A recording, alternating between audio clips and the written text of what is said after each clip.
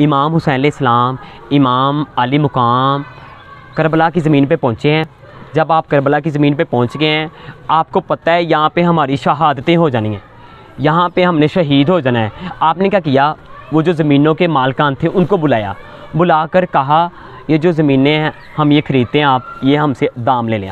आपने वो ज़मीनें ख़रीद ली। यानी इमाम हुसैन अलैहिस्सलाम ने अपने लिए गवारा ना समझा कि हमारी कब्रें भी किसी की ज़मीन पे बने।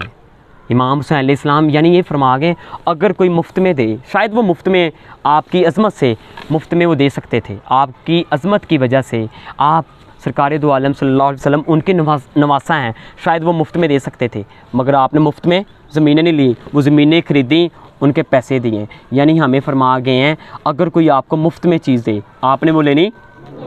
सरकार दो आलम सल्लल्लाहु अलैहि वसल्लम दिलो दिमाग में नक्श कर लें बेटा। आपने फरमाया कसम खाकर, इस हदीस पाक के मुतालिक फरमाया, आपने फरमाया खुदा की कसम जो मांगता है, खुदा की कसम जो मांगता है वो मांगता ही रह जाता है। उसके लिए महताजी के रास्ते खोल दिए जाते हैं, उसके लिए सवाल का जो दरवाज़ा है खोल दिया जाता है। जो मांगता है वो मांगता ही रह जाता है। एक शख्स आपकी खिदमत में आ गया, उसने आकर अर्ज़ की, वो शख्स उसने आकर अर्ज़ की हुजूर, अपनी तंग दस्ती का जिक्र किया, हुजूर मेरे हालात ये हैं। आपने हुक्म फरमाया ऐ शख्स आपके पास इस टाइम क्या चीज़ है?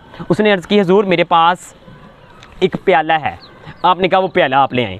वो प्याला ले आए। आपने कहा वो जो सहाबा आपकी खिदमत में हाजिर थे, आपने फरमाया ये प्याला आप में से कौन ख़रीदना चाहेगा? एक साहबी ने अर्ज़ की हुजूर ये प्याला मैं ख़रीदता हूँ इतने दिरहम में।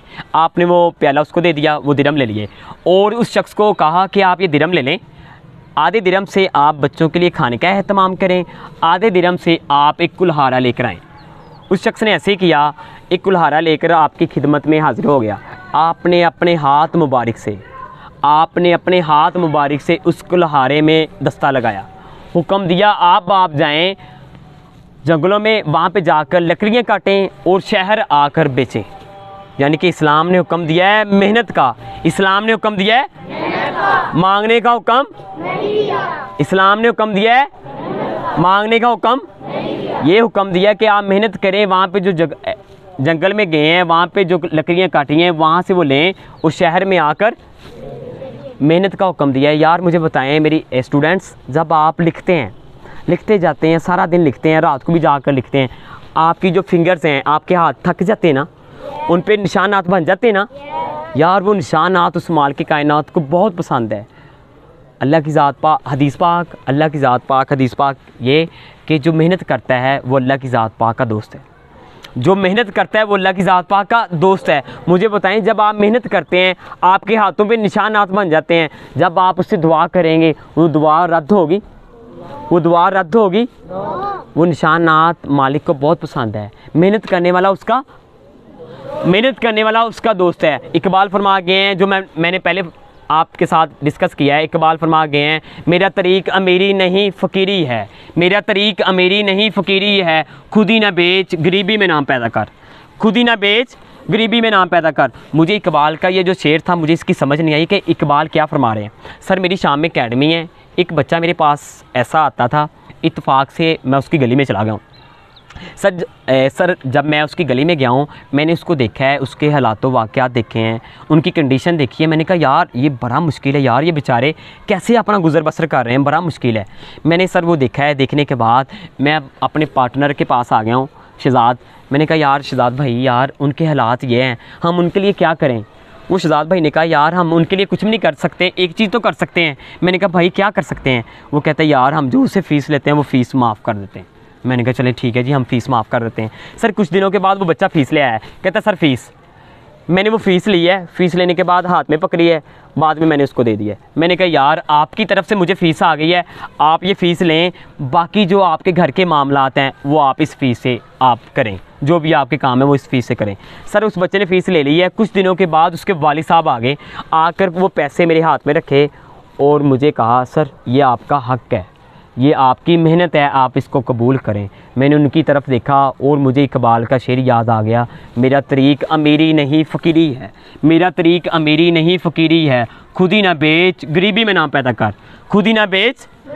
यानी कि बेटा कुछ लोग आपके माशरे में ऐसे हैं, आपकी सोसाइटी में ऐसे हैं, अगर आप उनको मुफ्त में कोई चीज़ दें वो लेते वो लेते वो कह सकते हैं कल ये बंदा हमें कह देगा कि आपका बच्चा तो हमसे फ्री पढ़ा हुआ है, आप तो हमसे फ्री में ये लेते रहे हो। बेटा जब भी आप में खुददारी होगी, जब भी आप में खुददारी होगी, अल्लाह की ज़ात पाक लाजमी आपको नवाजेंगे। जब भी आप में खुददारी होगी, अल्लाह की ज़ात पाक आपको कहीं ना कहीं पे पहुंचा देंगे। जब भी आप में खुददारी होगी, ये होगा मेरे लिए अल्लाह काफ़ी है। जब भी आप में खुददारी होगी, आप कहेंगे मेरे लिए अल्लाह, मेरे लिए अल्लाह। लास्ट बेटा इस चीज़ को अपने दिलो दिमाग में नक्श कर लें, इस चीज़ को दिलो दिमाग में नक्श कर लें। जब भी कोई जनाजा सरकार दो आलम सल्लल्लाहु अलैहि वसल्लम आपकी खिदमत में आता, आप एक ही चीज़ पूछते।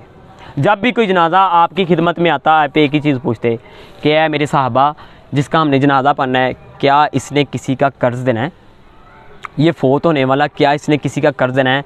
अर्ज़ होती है हुज़ूर इसने किसी का कर्ज़ देना है। आप फरमाते मैंने इसका जनाजा नहीं पढ़ाना, मैंने इसका जनाजा नहीं पढ़ाना। कमाल कुर्बान जाएँ हज़रत अली करमुल्लाह वज़ करीम, आप अर्ज़ करते हैं हुज़ूर आप इसका जनाज़ा पढ़ाएँ, इसका कर्ज़ मैं देता हूँ। आप इसका जनाज़ा पढ़ाएँ, इसका कर्ज़, आप इसका जनाज़ा पढ़ाएँ, इसका कर्ज़ मैं देता हूँ। बेटा ये घर में जाकर चीज़ बतानी है कि मामा बाबा आज हमने सर से सीखा है, जो मांगता है वो मांगते ही रह जाता है। वो सरकार दो आलम सल्लल्लाहु अलैहि वसल्लम आपकी खिदमत में जब भी कोई जनाज़ा आता, आप एक ही चीज़ पूछते, क्या इसने किसी का कर्ज़? मेरा तरीक़ अमीरी नहीं फ़कीरी है, खुद ही ना बेच गरीबी में नाम पैदा कर। बेटा जब मैंने ये चीज़ें सुनी थी, मैंने किसी से कर्ज़ लिया हुआ था और मैं डरता था यार ये ज़िंदगी का इस सांस का पता नहीं है। मैंने कहा मैंने वो लिख लिया कि मैंने इन बंदों को ना वो कर्ज़ देना है। सर यकीन करें अल्लाह की ज़ात पाक ने, जब मैंने अर्निंग स्टार्ट की, पैसे आए, मैंने उस बंदे को बुलाया कि यार ये आपके पैसे हैं, आप रखें। कहता नहीं यार हमने वो मिलकर काम किया था। मैंने कहा नहीं आप रखें, क्योंकि मैंने सुन लिया है जो मांगता है वो मांगते ही रह जाता है। जो मांगता है, कई बंदे आपको मिलेंगे इस सोसाइटी में मांग रहे हैं, आकर कहते हैं मेरी वालदा बीमार है, मुझे कुछ दे दें, कुछ 100 रुपये कुछ दे दें, 100 रुपये दे दें, 200 रुपये दे दें। यकीन करें जब मैं उनकी तरफ देखता हूँ, मैं कहता हूँ यार तू मांग रहा है, तेरे मुतल्लिक़ हुक्म ये है, जो मांगता है वो, जो मांगता है। बेटा आपने मेरे साथ प्रॉमिस करना है, आपने क्या कौन सा हाथ बनना है, आपने कौन सा हाथ आपने बनना है? लेने वाला हाथ। आपने दुआ करनी है बारी ताला मुझे इस मुकाम पे पहुंचा दे, मैं देने वाला बनूं, लेने वाला वो बंदे की तरफ जब मैं देखता हूँ मैं कहता हूँ यार आपकी किस्मत, अल्लाह की ज़ात पाक आपको हिदायत दे। मगर आपके मुतल्लिक़ हुक्म ये है, जो मांगता है, जो मांगता है वो मांगता ही रह जाता है। यार मुझे बताएं जो किसी से लेता है, जो किसी से लेता है वो किसी को कुछ दे सकता है? मेरी बात सर सेकंड करेंगे। सर जो किसी से लेता है, मैं कोई बात इशारा कर रहा हूँ, सर उस बात को समझ रहे हैं।